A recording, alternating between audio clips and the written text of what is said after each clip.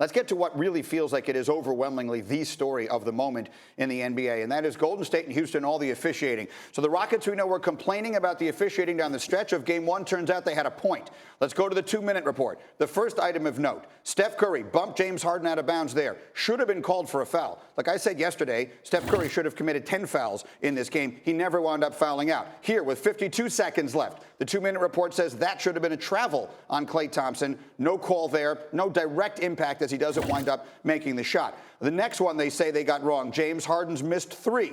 Houston wanted a call on Draymond. The 2-minute report said that was the correct no call because it was Harden extending his legs. But while the refs get that one right, they miss a call on Curry on the ensuing scramble for the loose ball. He hits Eric Gordon on the arm, according to the 2-minute report. Should have been called a foul. That's where we saw Chris Paul kind of lose his mind. He got mad. He got a second technical. The game, for all intents and purposes, is over immediately right there. By the way, Paul winds up getting fined $35,000 for bumping the official. Yesterday, talking about all of this, was Steve Kerr. Jeez. Foul, man. Foul. Did they miss some calls for Houston? Absolutely. And they missed some for us, too. It sucks that is the narrative coming out of it, because we literally could exhaust our energy on that as well. Hopefully Game 2, it's about the game and how we play and making shots and the energy and the intensity that we need to play with, and knowing what's at stake, and that we that becomes a conversation. I don't know. I've been part of 6 teams as a player, and now 2 as an executive or a coach, and all 8 of those teams have gotten screwed by the refs. All 8 of them. James, if they're not calling things maybe the way you think they should, do you have to adjust in any way? I don't adjust to nothing. I'm gonna play how I play, and that's what it is. You gotta adjust to you. Okay, so there's obviously a lot to unpack there. There's 2 completely separate pieces of this, it feels to me. I remember having lengthy conversations years ago on Mike and Mike with Adam Silver, the commissioner of the NBA, when they first instituted the 2-minute report, about its intention, its focus, and the reason why they believed transparency was important. Judging from the look on your face right this minute, Richard Jefferson, I get the impression you don't agree.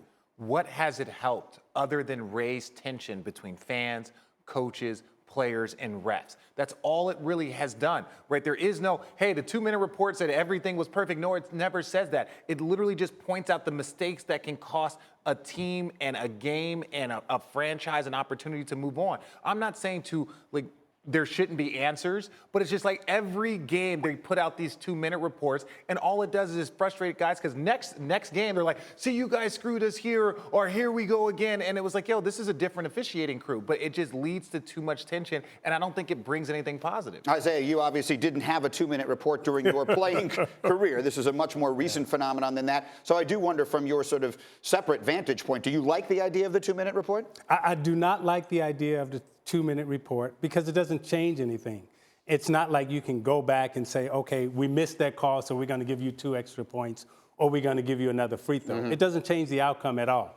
Now, when I was playing, right, we got cheated every game by the officials. I mean, you had to beat Boston and the officials. You had to beat the Lakers and the officials. And by the way, I lost a heartbreaking Game 6, right, to the Lakers, and in the NBA Finals. In the NBA Finals. And we never complained about the officials. When you playing against the champ, and the Golden State Warriors, they are the champ, you have to beat the champ. And sometimes you have to beat the officials, okay? So that means you got to make shots.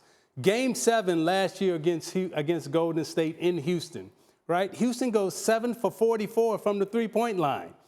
The officials didn't have anything to do with that. The other night, when you lose in Golden State, you have to put the ball in a hole. What I saw from Houston was they started shooting these imaginary shots where they would contort their body, trying to draw a foul, consequently playing into the officials and also the Golden State Warriors' hands and missing shots. Make shots, beat the Warriors, beat the champs. That's how you're going to win. I mean, look, games were officiated so differently back in the time when you played as well that it's very difficult to compare them. But I don't recall it being this kind of topic of conversation. You were playing, I was covering it. It wasn't talked about this way. We never made the officials the topic of a conversation because we were selfish enough as players that we wanted everybody to talk about us playing the game as opposed to people officiating the game. All right, fair enough.